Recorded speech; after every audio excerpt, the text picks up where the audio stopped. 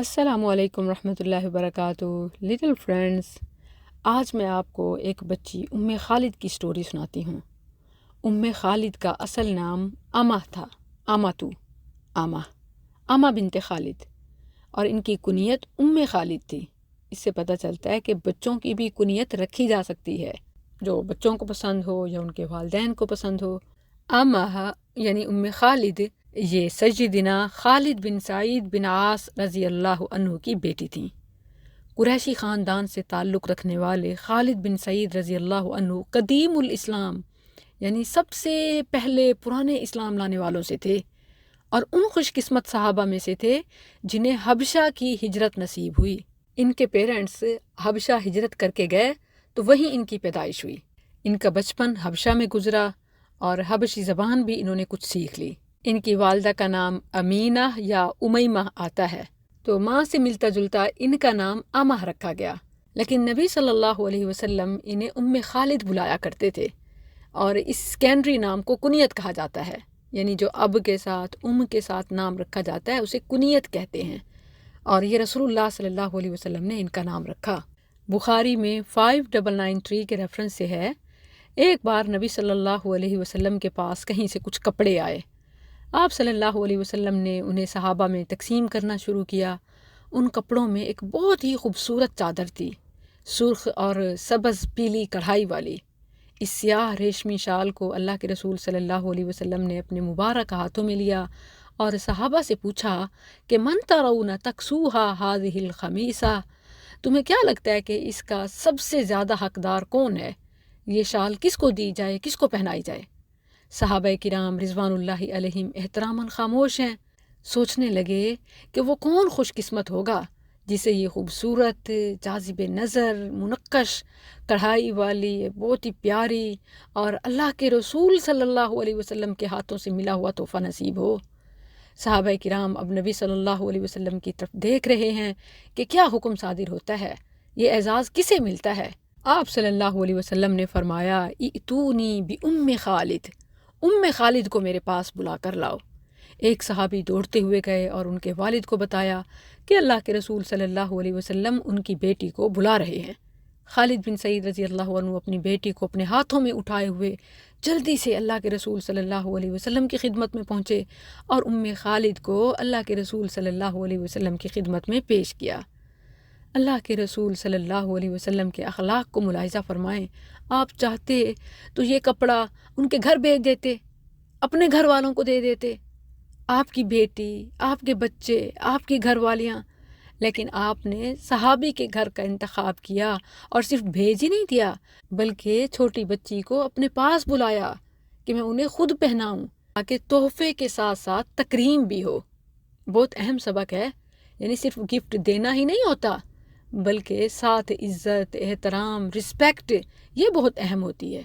بعض اوقات چھوٹی سی چیز آپ ادب و احترام، محبت و عزت کے ساتھ دیں تو وہ سستی اور چھوٹی سے بھی مہنگی ہو جاتی ہے، بڑی ہو جاتی ہے، کیونکہ اصل چیز محبت اور خلوص ہے۔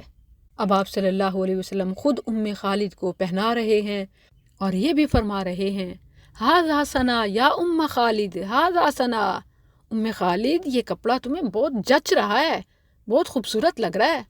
اور ثنا حبشی زبان کا لفظ ہے جو عمدہ اور خوبصورت کو کہتے ہیں۔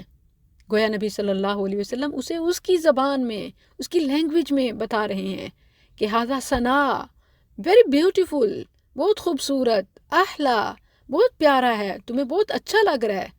اور صرف یہی نہیں، ساتھ ساتھ اسے دعائیں دے رہے ہیں۔ اس سے پتہ چلتا ہے کہ تعریف بھی اور دعا بھی دونوں ہی ہونا چاہیے۔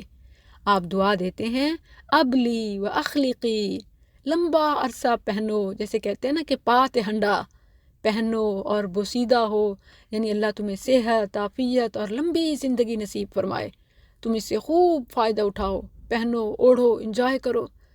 تو جب بھی کسی کو تحفہ دیں یا کسی کو نیا کپڑا پہنے دیکھیں، خوش ہوں، تعریف کریں اور ساتھ دعا دیں، یہ سنت ہے۔ اور یاد رکھیں کہ جب آپ کسی کے لیے اچھے جذبات اور دعائیہ الفاظ پیش کرتے ہیں تو وہ آپ کے حق میں بھی قبول ہوتے ہیں۔ فرشتے آمین کہتے ہیں کہ جو آپ کسی مسلمان کے لیے احساس، جذبات اور دعائیہ الفاظ پیش کر رہے ہیں وہ آپ کے حق میں، آپ کے لیے بھی قبول ہوں۔ حدیث میں آتا ہے کہ یہ دعا ایسے قبول ہوئی کہ اس نے اتنی لمبی زندگی پائی کہ ہر کوئی حیران ہونے لگا اور ہر کسی کی زبان پر عام تھا کہ اتنی عمر پائی ہے۔ صحابیات میں سب سے آخر میں وفات پانے والی یہی خالد رضی اللہ عنہا ہی تھیں۔ اب یہ بہت ایک علمی سوال ہے، آپ کسی سے پوچھ سکتے ہیں، آپ بتا سکتے ہیں کہ سب سے آخری جو صحابیہ فوت ہوئی تھیں وہ خالد تھیں، اور رسول اللہ صلی اللہ علیہ وسلم سے انہیں ان کے بچپن میں یہ اعزاز ملا تھا، اور یہ رسول اللہ صلی اللہ علیہ وسلم کی دعا کا نتیجہ تھا۔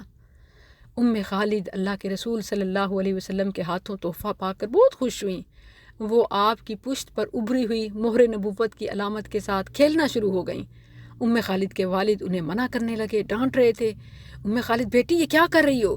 مگر اللہ کے رسول صلی اللہ علیہ وسلم کی رحمت اور شفقت کو دیکھیے کہ آپ نے ان کے والد خالد رضی اللہ عنہ کو منع کر دیا۔ داہا خالد اسے چھوڑ دو، کھیلنے دو۔ خالد کا جب تک جی چاہا وہ اللہ کے رسول صلی اللہ علیہ وسلم کے جسم اطہر کے ساتھ کھیلتی رہی۔ اس میں بڑا سبق ہے، خاص طور پر بڑوں کے لیے، کہ بچے جب ان کے کپڑوں سے، ہاتھوں سے، بالوں سے، کسی چیز سے کھیل رہے ہوتے ہیں تو وہ اریٹیٹ ہو جاتے ہیں، تو نہیں ہونا چاہیے، بچوں کو کھیلنے دیں، یہ بھی سنت ہے۔